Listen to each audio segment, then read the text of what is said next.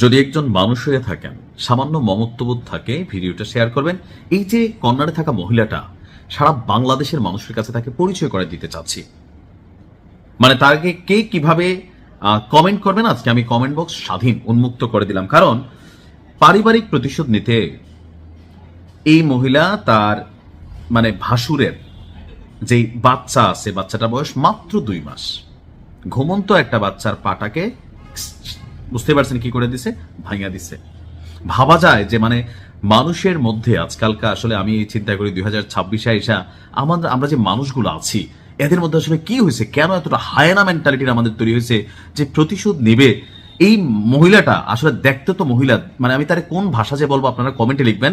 ঘটনার প্রেক্ষাপট হচ্ছে নরসিংদীতে। ভিডিওটা সর্বোচ্চ শেয়ার করে এই মহিলাটা সারা বাংলাদেশে চিনে দিবেন যে সে আসলে কেমন মাল।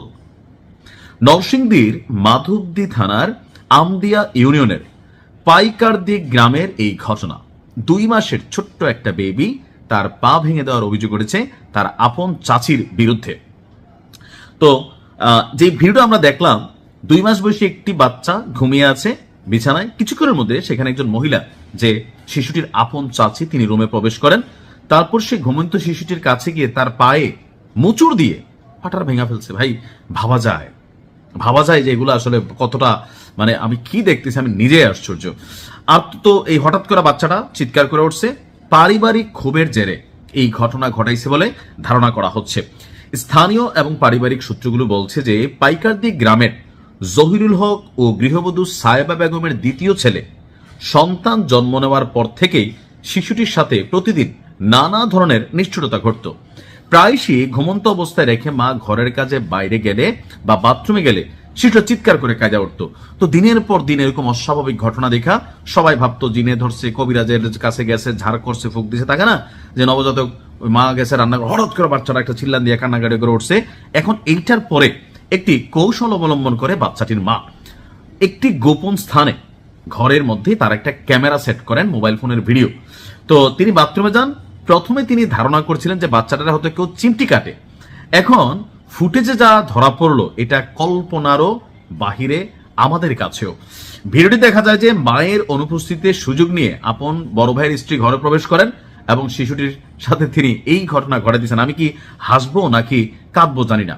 তো এই ঘটনার পর থেকে আমরা যতটুকু জানলাম যে মাধবদী থানার যিনি ভারপ্রাপ্ত কর্মকর্তা আছেন ওসি কামাল হোসেন, তিনি বলছেন শিশুর পা ভেঙে দেওয়ার একটা ভিডিও ভাইরাল হয়েছে। পরিবারের পক্ষ থেকে লিখিত অভিযোগ পেলে এটার বিরুদ্ধে ব্যবস্থা নেওয়া হবে। তা আমি মনে করি আমাদের আইন শৃঙ্খলা বাহিনী ওই পরিবার রিপোর্ট করবে কিনা, কারণ পারিবারিক ভেজাল, এক ভাইয়ের বিরুদ্ধে আরেক ভাই মামলা দিবে কিনা বা এটা নিয়ে করবে কিনা, ঘরে ঘরে ভেজাল লাগতে পারে, আইসা পা ধরে ফেলতে পারে, ভাবি গো, মা গো, বাবা গো, বুঝি নাই, এগুলো কিন্তু ঘটে। কিন্তু এই যে মানুষটা বা এই যে মহিলাটা, তিনি যে আসলে কোন লেভেলের একজন ক্যারেক্টার, চেহারা ছবি দেখেন মোটামুটি কিন্তু সুন্দর, খারাপ না, শান্ত, কিন্তু এই মহিলা এই কাজ করবে এটা যেমন কল্পনার বাহিরে। তার জন্য আপনারা নিজে বাদী হয়ে সরকারবাদী একটা মামলা দায়ের করবেন এবং কি তাকে অবিলম্বে গ্রেপ্তার করবেন। সারা বাংলাদেশের মানুষের কাছে একটা দৃষ্টান্ত স্থাপন করেন। সাজা কি দিবেন এটা আপনারা জানেন, আমি আর বললাম না। ভালো থাকুন।